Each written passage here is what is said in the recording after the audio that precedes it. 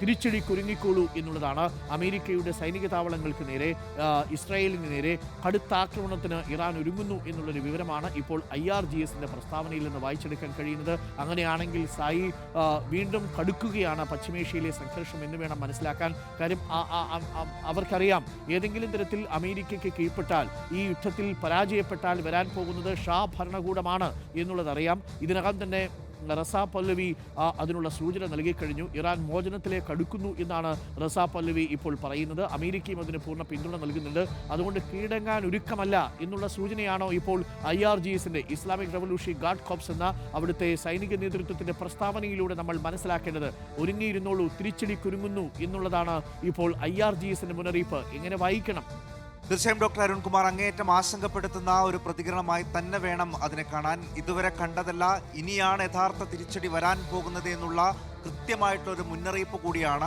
കഴിഞ്ഞ ദിവസം തന്നെ ഇറാന്റെ സൈനിക മേധാവികൾ പറഞ്ഞത്, ഇതുവരെ അമേരിക്കയും ഇസ്രയേലും കാണാത്ത, പരിചയിച്ചിട്ടില്ലാത്ത തങ്ങളുടെ ആയുധ ശേഖരത്തിലുള്ള പ്രഹരശേഷിയുള്ള ആയുധങ്ങൾ തങ്ങളിതാ പ്രയോഗിക്കാൻ പോകുന്നു എന്നുള്ളതാണ്.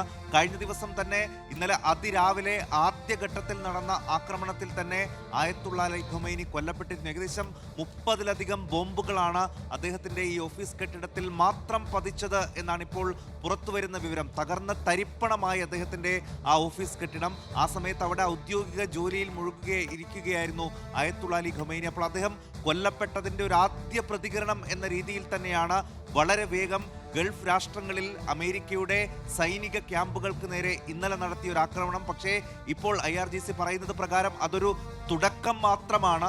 ഇനിയാണ് യഥാർത്ഥത്തിലുള്ള ആക്രമണം നിങ്ങൾ കാണാൻ പോകുന്നത്. രണ്ടും കൽപ്പിച്ച് ഇറാൻ ആ വെല്ലുവിളി ഉയർത്തുമ്പോൾ വലിയ ആശങ്കയുടെ മണിക്കൂറുകൾ തന്നെയാണ്. ഏത് രീതിയിലായിരിക്കും ഇറാൻ ഇനി ആ തിരിച്ചടി നൽകാൻ പോകുന്നത് എന്നുള്ളത് അങ്ങേയറ്റം പ്രധാനമാണ്. നമുക്കറിയാം, ഗൾഫ് രാഷ്ട്രങ്ങളിൽ അമേരിക്കയുടെ ഏറ്റവും പ്രധാനപ്പെട്ട തന്ത്രപ്രധാനമായ അവരുടെ സൈനിക കേന്ദ്രങ്ങൾ പൂർണ്ണമായും ഇപ്പോൾ ഇന്നലെയൊക്കെ നമ്മൾ കണ്ടതാണ്. മിസൈലുകളും ഡ്രോണുകളും ഒക്കെ വർഷിക്കുന്നു. അതിനേക്കാൾ പ്രഹരശേഷിയുള്ള ആയുധങ്ങൾ അങ്ങോട്ടേക്ക് തൊടുക്കും. അതോ നേരിട്ട് ഇസ്രയേലിലേക്ക് വലിയ രീതിയിലുള്ള ആക്രമണങ്ങൾ ഇറാൻ നടത്തുമോ എന്നുള്ളതാണ് ഇനി അറിയേണ്ടത്. ആയുധബലത്തിൽ ഒട്ടും പിന്നോട്ട് നിൽക്കുന്ന രാജ്യമല്ല ഇറാൻ. പ്രഹരശേഷിയുള്ള ആയുധങ്ങളെല്ലാം അവരുടെ കയ്യിലുണ്ട്. അവരുടെ സർവ്വ സൈന്യാധിപനെ തന്നെയാണ് അവർക്ക് നഷ്ടപ്പെട്ടിരിക്കുന്നത്. നഷ്ടങ്ങളുടെ പട്ടികയിൽ ഏറ്റവും പ്രധാനപ്പെട്ടതാണ് ആയത്തുള്ള അലി ഖമൈനി എന്നുള്ളത്.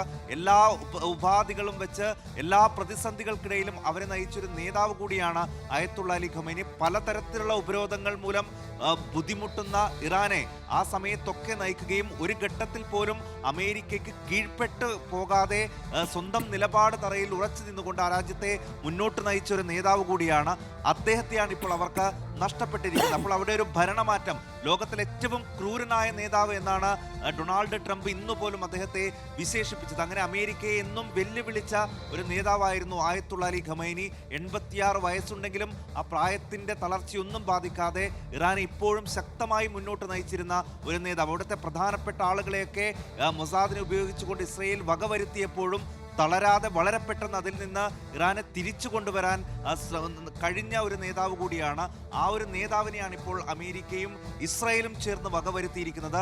അതുകൊണ്ട് അതിൽ അവർ തിരിച്ചടിക്കും എന്ന് പറഞ്ഞിട്ടുണ്ടെങ്കിൽ അത് ഒരു വെറും വാക്കായിരിക്കില്ല ഡോക്ടർ അരുൺകുമാർ. ആ ഒരു തിരിച്ചടി എങ്ങനെയായിരിക്കും എന്നുള്ളതാണ് ഇനി അറിയേണ്ടത്. കഴിഞ്ഞ ദിവസം രാത്രി നമുക്കറിയാം, UAE-യിലും ഖത്തറിലും ഒക്കെ വലിയ രീതിയിലുള്ള ആക്രമണം നടത്തി. പക്ഷെ അതിലൊന്നും വലിയ നാശമുണ്ടാക്കാൻ കഴിഞ്ഞിട്ടില്ല. അതൊക്കെ അവിടെയുള്ള പ്രതിരോധ സംവിധാനങ്ങൾ കൊണ്ട് പ്രതിരോധിക്കാനും കഴിഞ്ഞു. പക്ഷെ അതൊരു ചെറിയ ഒരു തുടക്കം മാത്രമാണ് അങ്ങനെ തന്നെ കണക്കാക്കേണ്ടി വരും. സായി, കൂടുതൽ സ്റ്റേറ്റ്മെന്റുകൾ ഒരുപക്ഷെ IRGSന്റെ ഭാഗത്തു നിന്നുണ്ടാവാം.